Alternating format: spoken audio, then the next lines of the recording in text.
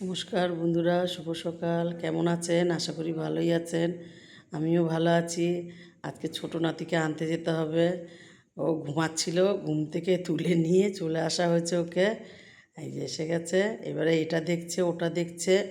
অনেক দিন পর এসছে আর মাথা টাক হয়ে এসছে। আগে তো দেখিয়েছি ওর ভিডিও। তো ওকে এখন ভাবছি চানটা করিয়ে দেবো আজকে। আজকে মাথায় শ্যাম্পু দিয়ে দেবো, গায়ে সাবান দিয়ে দেবো, আর পরিষ্কার করিয়ে দেবো আজকে একটু। তারপরে চান টান করাতে নিয়ে গেলাম ওকে, চান করিয়ে দিলাম। এই যে চান করে এসছে, দুধ খাওয়ানো হয়ে গেছে, জামা কাপড় পরানো হয়ে গেছে। আর নানা পাটেকারের মতন মাথায় হাত বুলাবে আর বুদ্ধি বের করবে। আর ওকে চান করাতে যেয়ে বন্ধুরা আমিও ভিজে গেছি। ওর জন্য কী করেছি, আমিও চান করে পুজোটা দিয়ে নিলাম। পুজোটা দিয়ে তারপরে রান্নার দিকে যাব। আর পুজো দিয়ে যেতে পারিনি, ঠাকুরের প্রসাদ নিয়ে জলের মধ্যে দিয়ে দিয়েছে।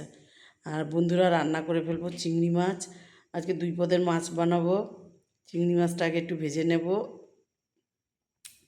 চিংড়ি মাছ দিয়ে, বেগুন দিয়ে, আলু দিয়ে, টমেটো দিয়ে ঝোল বানাবো। ঝোল মানে একটু পাতলা করে ঝোল বানাবো। আর রুই মাছেরও ঝোল বানাবো, বড়ি দিয়ে, আলু দিয়ে, টমেটো দিয়ে। আর ফ্রিজ থেকে বের করে বেগুন জলে রেখে দিয়েছি অনেক সময়, আবার ধুয়ে নিয়ে আবার জলে রেখে দিয়েছি। তাহলে দেখেন জলটা একটু কালচে লালচে লালচে ভাব এসছে। আর আগে আলুটা ভেজে নেব চিংড়ি মাছের। আগে চিংড়ি মাছটা করে নিই, আগে আলুটা ভেজে নিই। আলুগুলো লম্বা লম্বা করে কেটেছি। আলুগুলো বেশ নুন হলুদ দিয়ে ভালো করে লাল লাল করে ভেজে নেব। তারপরে বেগুনটা ভাজবো। বেগুনটা ভেজে তারপরে মশলা করব। একটা বাটির মধ্যে একটু লঙ্কার গুঁড়ো, একটু জিরের গুঁড়ো, ধনের গুঁড়ো আর হলুদের গুঁড়ো আর লবণ দিয়ে একটা বাটির মধ্যে রেখে দিয়েছি। ওটা না মানে একটু রেখে দিলে কি মশলাটা একটু ঘন হয়ে যায়। তাহলে ওই মশলাটা দিয়ে করলে মনে হয় না যেমন শিলবাট্টায় বেটে দিচ্ছে মশলা, ওই টাইপের হয়। আর যাই হোক, আলুটা ভেজে তুলে নিলাম আর বেগুনগুলো না পিঠগুলো আগে দিলাম। তাহলে কি আর এটা বেগুনটা ঢেকে ঢেকে ভাজবো একটু নুন হলুদ দিয়ে। তাহলে বেগুনটাকে নরম না করলে মাছের ঝোল, এই চিংড়ি মাছের ঝোলটাতে না একটু বেশি করে টমেটো দেবো, 2টো টমেটো দেবো। আর না তো বেগুনটা না, বেগুন দেবো ঠিকই কিন্তু সিটিয়ে যাবে বেগুনটা। ওই জন্য বেগুনটাকে হালকা আছে একটুখানি করে নিচ্ছি, বেশ নরম করে নিচ্ছি ঢেকে ঢেকে। দেখেন কি সুন্দর ভাজা হয়ে গেছে, বেগুন কিন্তু একদম নরম হয়ে গেছে। আর এবারে ঝোলে দিলে ঝোলটা ফুটে নরম হয়ে যাবে। এমনি তো বেগুন নরমই হয়ে যায় তাড়াতাড়ি। যাই হোক, টমেটোর জন্য আগে একটু ভেজে নিলাম বেগুনটা।